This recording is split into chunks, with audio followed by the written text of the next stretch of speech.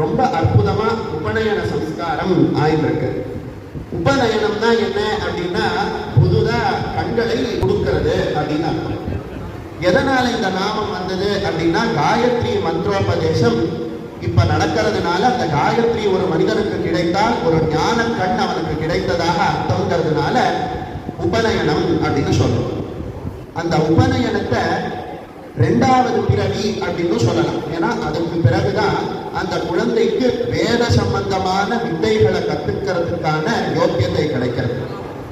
இப்போ இந்த உபநயனத்துல ரொம்ப முக்கியமானது எது அப்படின்னா நடக்க போற பிரம்மோபதேசம்.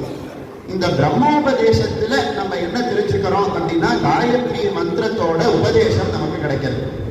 சரி, இந்த காயத்ரி மந்திரத்தினால நம்ம யாரை தியானம் பண்றோம், யாரை வழிபடுறோம் அப்படின்னு கேட்டாங்கன்னா பிரத்யக்ஷ தெய்வமாக இருக்கக்கூடிய சூரிய நாராயணனை நம்ம எப்ப பாரு காயத்ரி மந்திரத்தால பிரார்த்தனை பண்றோம். மற்ற தெய்வங்கள் கூப்பிட்ட குரலுக்கு உடனே ஓடி வந்தாலும் கூட சூரிய நாராயணனை போல உடனே அருள் பண்ணக்கூடிய தெய்வம் எந்த புராணங்கள்லயும் கிடையாது, எந்த இதிகாசங்கள்ல கூட கிடையாது.